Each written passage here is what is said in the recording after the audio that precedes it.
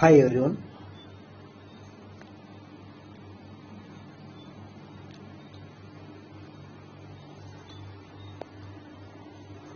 Uh, Let us start the today topics: pathways for movement of water or absorption of water. The pathways of movement of water was discovered by Munch. There are two types of pathways of movement of water. The first pathway is called as apoplastic pathway, and second pathway is called as symplastic pathway. Before discussing the pathways for movement of water, we can know about the ultrastructure of root. This is the viewpoint we can see under the microscope. This is structure, the ultrastructure of root. The first layer of the root is called as epidermis. Through this epidermal cells, they can shows like some hairy like outgrowths. This outgrowth is called as root hairs. The root hairs, they are responsible for absorption of water. And the second layer is called as the cortex portion. The cortex portions, they are made up of loosely arranged parenchyma cells. In between the cells, here the intracellular space is present. Okay, next the third layer is called as endodermis.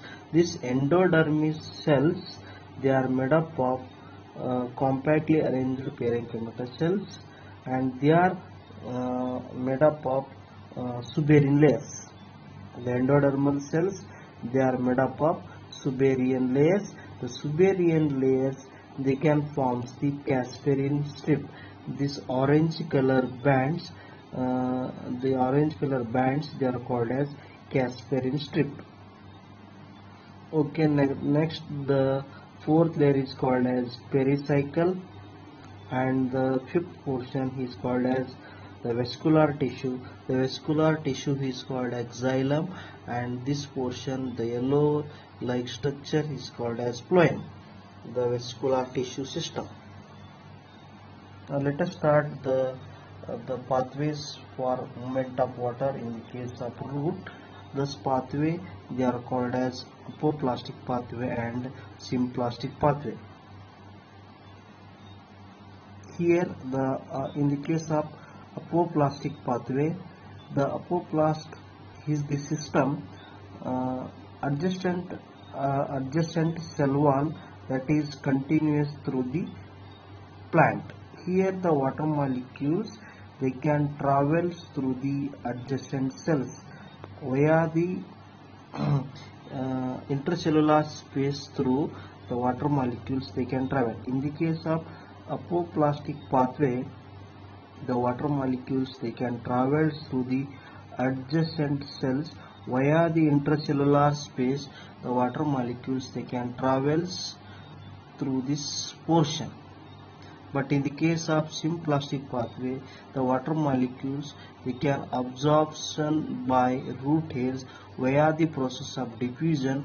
The water molecules, they can travel from cell to the cell via the plasma-desmatal connection. The water molecules, they can travel and reaches up to the endodermis cells. In the case of symplastic pathway, they can show the continuous channels, and this pathway, they have to ability to directly penetrate into the endodermis cells, and when it is penetrate into the endodermis cells, the water molecules, they can again, when it is penetrate into the endodermis cells, the water molecules, they can again travels from cell to the cell and reaches up to the auxiliary elements. But in the case of apoplastic pathway, the water molecules, they can travel through the via the intercellular space, but this pathway, they do not have the ability to penetrate to the Casperin strip. That time the apoplastic pathway, they can take the part of, here see here, the apoplastic pathway, they can traverse to the intracellular space. See here, when they cannot diffuse to the Casparian strip, that condition, the apoplastic pathway, they see here, they can take symplastic pathway, they can take the part of here the water molecules, they can diffuse into the endodermis cells, take the part of symplastic pathway, take the part of symplastic pathway, the water molecules, they can diffuse into the endodermis cells. When it is penetrate into the endodermis cells, when it is travels through the endodermis cells, again they can take their original position, like in the fashion of in the manner of they take the original positions, like again the water molecules, they can travels from through the intercellular spaces, water molecules they can reach us up to the auxiliary elements. But in the case of symplastic pathway, the water molecules, they can traverse to the endodermal cells and they are reaches up to the auxiliary elements in the case of symplastic pathway.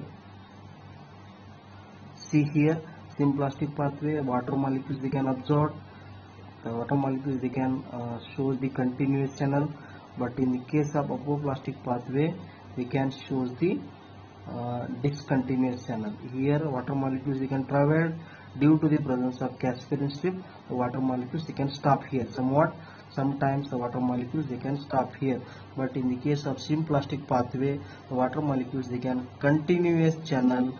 Here no need of water, they cannot stop, but here sometimes the water they can stop, and after they can take the part of symplastic pathway, again the water molecules they can travel.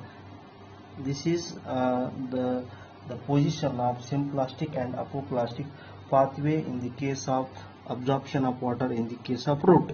See here, there are two types of transport of pathways for the conduction of water from one region to the other.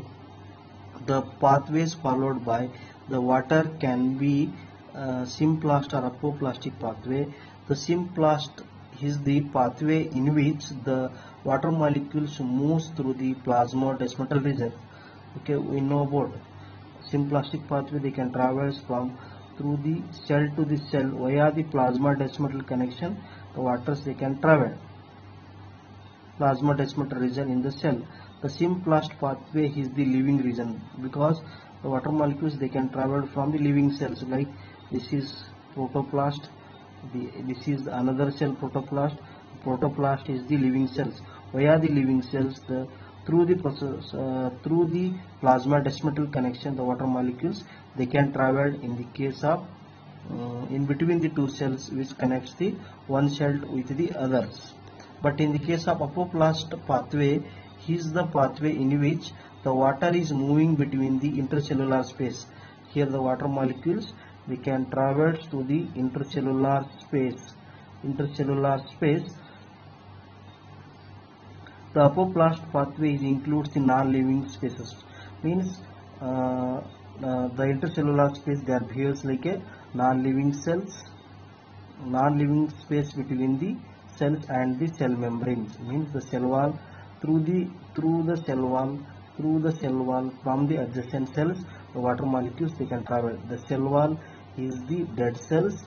Through the non-living and intercellular space is also non-living cells. Through this cells, the water molecules they can travel in the case of apoplastic pathway. See here, they can take the part of apoplastic pathway in the case of endodermis cells. This the brown like band is called as Casparian strip.